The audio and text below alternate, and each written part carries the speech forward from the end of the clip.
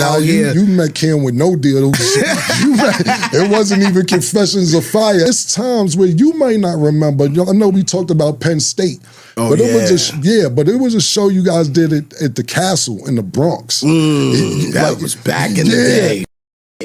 Yeah. I was at that show. So that's what I'm saying. When I used to hear Coming of Age and see what you guys was doing, I said, I got to get to it. So even Confessions of Fire, Cam, you may not remember, but I remember all of that, to the Castle, to Penn State, to where I didn't have a deal. And they trying to figure it out. I'm gonna ask you some off the wall shit right now, because it's real, right? Yo, the baseline days, we was all cool, right? Yes. I heard you speak about many times, you, Jim, all y'all talk about like what the difference was, why y'all, went at Jay and how shit went like that. Right. My question to you though, why y'all shit on me?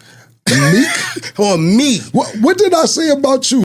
When money, loyalty, and brotherhood collide, the fallout changes everything. Cameron is finally breaking his silence about what it really felt like to lose that bond with Jay-Z and Dame Dash, in the way money sat at the center of it all. What makes this story powerful isn't just the drama, it's the reminder that before the business wars, before the rap beefs, these guys were brothers moving together like family.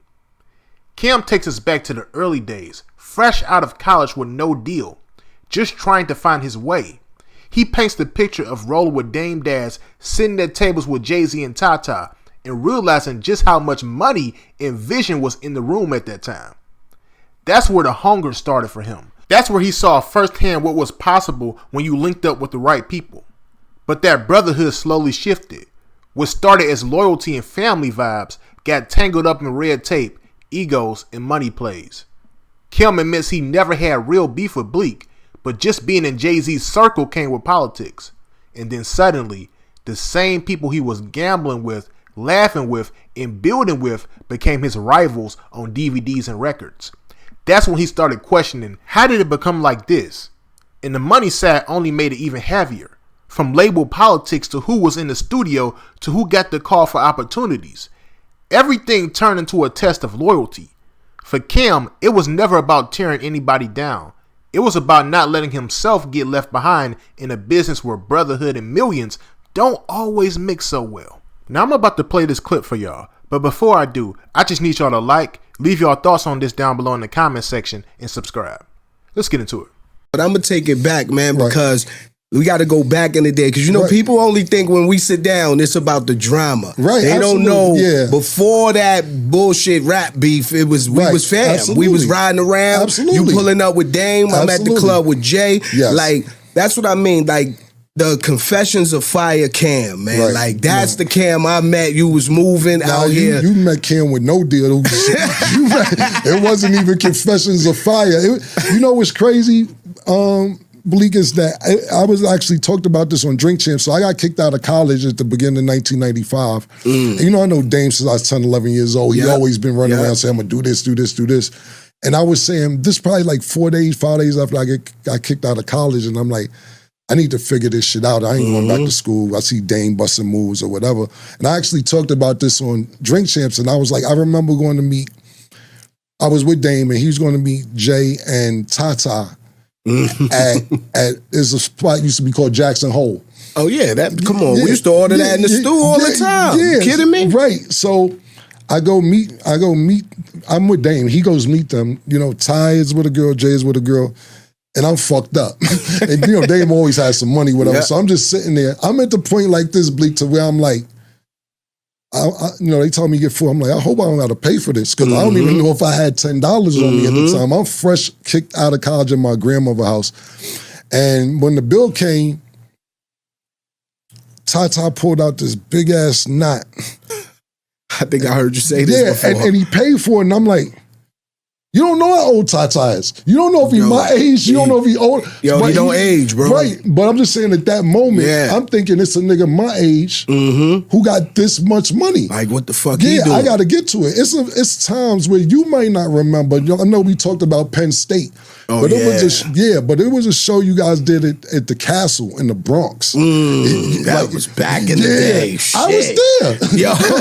I was at that show. So that's what I'm saying. When I used to hear Coming of Age and see what you guys was doing, I said, I got to get to it. So even Confessions of Fire Cam, you may not remember, but I remember all of that, to the castle, to Penn State, to where I didn't have a deal. Yo. And niggas trying to figure it out. I'm gonna ask you some off the wall shit right now, because it's real, right? Mm-hmm. Yo, the baseline days, we was all cool, right? Yes. I heard you speak about many times, you, Jim, all y'all talk about like what the difference was, why y'all, you know, went at Jay and how shit went like that. Right. My question to you though, why y'all niggas shit on me?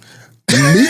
On me. What did I say about you? Let y'all me know. Niggas used to go, you was gunning at everybody, and I used to be sitting there like, yo, niggas just was my man. We gambling in baseline. Give me an example of what you told, because I never remember. Yo, I remember watching the interview. It was something y'all was on. This when the DVDs was heavy. Right. And y'all niggas was like, yeah, and that nigga Bleak too, he could get it. It was you, Jim, and Sintin. And I'm sitting there, I'm like, wait a minute. I understand niggas got they boss beef. You know, it's always behind the scenes red tape shit. But I'm sitting there like, why niggas this me? I'm gonna keep it 100. If you don't point out a scenario, I can't co-sign. It was just rap bullshit. But no. I just always wanted to ask you that, like, what I do? I never had a problem with you. So my thing was this, and I'm just telling you, like I said, this all water under the bridge. Me and you never had a problem. Never. So when I got, and like I said, you explained a lot just being Jay's friend. Mm-hmm. You know what I'm saying? And even with your interviews, I laugh and shit. I'm like, this is just the way this nigga is. You know what I'm saying? Even like what we talked about on my show. Word up. So even like to the lobby for a spot on my album, like that shit never even left out my mind. When the nigga said lobby for a spot, like not, I ain't here to get a spot on your album. I don't give a fuck. I'm not here to lobby for a spot on your album. One never went out. But I want to answer your question. Is that, so the way I felt was this, and I never had a problem with you. If I said something, it probably was just all mixed up, but I never had a problem with you. That's what I was saying. Yeah, like, we never had an argument, nothing. The whole thing is the way, so it was a few things just for me. When I came to Rocafella, I was at the point where I'm like, I'm coming into a scenario to where this is already laid out. Mm-hmm. This is done. These niggas is up. For me to even be a part of this is a big move for Dame even bringing me in. Mm-hmm. I'm very happy. So I always was like, and I'm exaggerating when I say this, but I'm like almost a slave. Like, can I hold the door for you? Mm-hmm. Yo, y'all niggas want something from the store? I'm on the store. You was definitely grind mode when you first came around, for everything. Sure. I never take that away. Right. And so I just, everything I did was like, we're not going to fuck this up.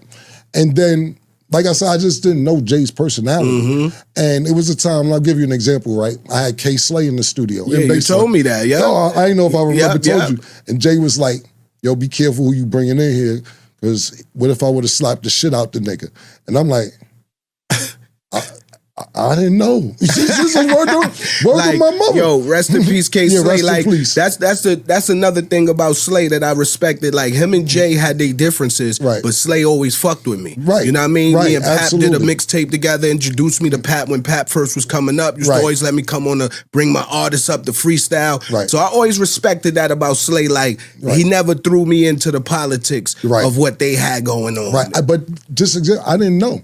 But I knew K Slay had the drama hour where he's playing all the diss records. But it wasn't like he would play Nas records and not play Jay records. But I guess Jay was like, if you play Nas records, don't play my shit. Yeah, whatever. I didn't know that. So everything I did was like just basically trying to just make sure that I'm good. Money will test loyalty in ways success never could. When I listen to Cameron talk about these early days with Jay-Z and Dame Dash, what stands out to me isn't the beef or the politics. It's how much brotherhood meant before the money really came into play. You can hear it in the stories. Riding around, pulling up the clubs, sitting down at dinner and realizing somebody your own age could pull out a stack of money you couldn't even dream of yet. That's the spark that made Cameron hungry. And honestly, that's the same spark a lot of us feel when we first see what's possible. But here's the thing. Once money enters the picture, the brotherhood gets tested. And I don't think it's always about greed. A lot of times it's about survival, about wanting to make sure you're not the one left behind. That's what makes this story relatable. It's not just hip hop, it's life. How many friendships shift once business, status, or money get added into the equation? It's a reminder that loyalty is easy when everybody's broke, but it gets complicated when the stakes are millions of dollars. I also respect how Cam reflects on this without bitterness. He doesn't sit here pointing fingers at Jay or Dame. He owns the fact that sometimes things got mixed up, sometimes lines got crossed, and sometimes loyalty got questioned. But instead of tearing anybody else down, he highlights how powerful that brotherhood once was. Now that's growth and that's perspective. And to me, that's the bigger lesson here. It's not about who was right or who was wrong back then. It's about what you take from it now. These were all young men navigating an industry that doesn't exactly hand you a manual on how to keep your friends while still chasing success. They built something historic, and even if the bond shifted, the legacy is still undeniable. That's the part we can't overlook. So let me ask you all this. Do you think money always destroys brotherhood? Or can it actually make it stronger when people move the right way? And if you were in Cameron's shoes back then, would you choose brotherhood over business or business over brotherhood?